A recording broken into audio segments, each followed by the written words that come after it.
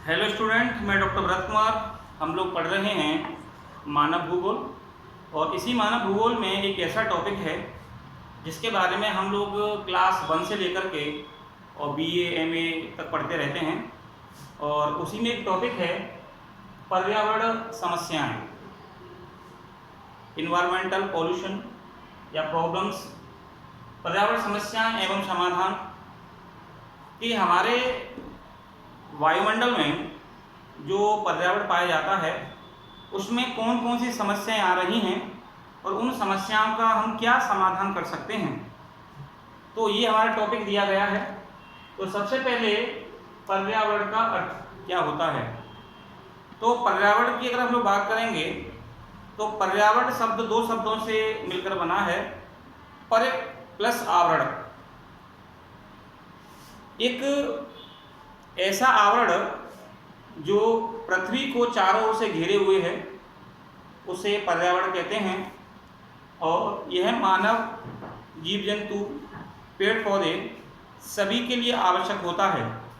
तो पर्यावरण बहुत ही उपयोगी होता है। पर्यावरण की जो परिभाषा दी है वो CC पाई ने दी है। CC पाई ने कहा है कि मनुष्य एक विशेष स्थान पर विशेष समय पर जिन संपूर्ण परिस्थितियों से घिरा हुआ है इसे ही पर्यावरण कहते हैं। मनुष्य एक विशेष स्थान पर जहां वो रहता है या एक विशेष स्थान पर जहां वो निवास करता है और चारों ओर से जिस आवरण से वो घिरा हुआ है उसे ही पर्यावरण कहते हैं। तो ये पर्यावरण की अलग अलग परिभाषाएं और भी दी गई हैं। पर्यावरण की समस्याएं, पर्यावरण की समस्या के बारे में अगर हम लोग बात करेंगे तो अनेकों समस्याएं हैं, लेकिन मानव ने पिछले 200 साल से प्रकृति का दोहन अधिक किया है। अगर हम लोग पिछले 200 सालों से देखेंगे तो औद्योगिक क्रांति की जो जब से नींव डाली गई है, जब से लेके अब तक ये प्राकृतिक दोहन बढ़ता जा रहा है, क्योंकि मानव की मांग बढ़ी है, जनसंख्या बढ़ी है और पर्यावरण दूषित होता जा रहा है। तो पर्यावरण की अगर हम लोग बात करेंगे तो 200 सालों में मानव ने बहुत ज़्यादा प्रकृति का दोहन कर लिया है, इसलिए अनेकों समस्याएं बढ़ रही हैं।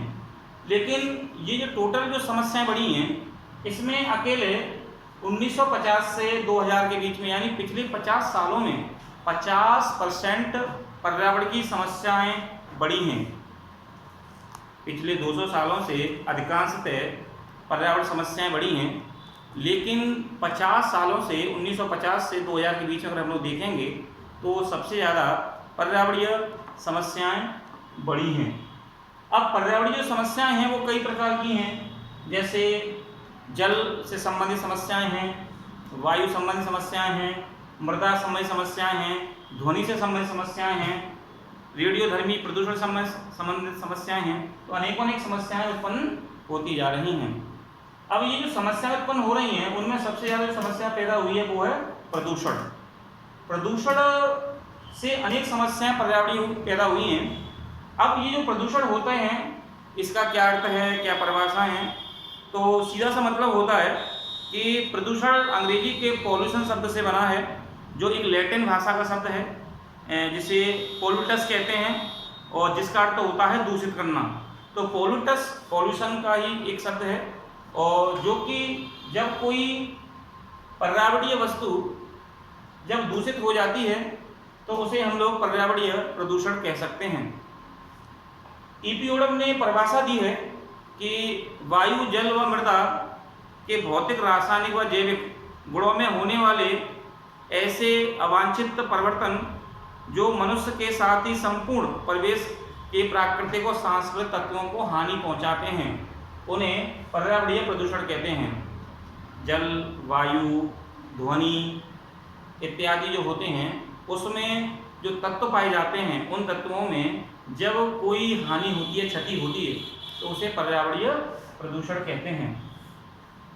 अगर पर्यावरण प्रदूषण की बात करेंगे तो पर्यावरण प्रदूषण कई प्रकार के होते हैं, जिसमें मुख्यतः हम कम से कम 5 प्रकार के प्रदूषण तो पढ़ते ही हैं।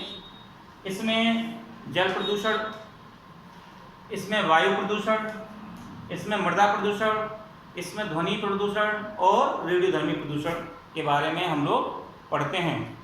ये जो प्रदूषण होते हैं वो कई प्रकार से फैलते हैं और इसमें महासागरीय क्षेत्रों में भी प्रदूषण पाया जाता है, उसे भी हम लोग यहाँ पढ़ सकते हैं।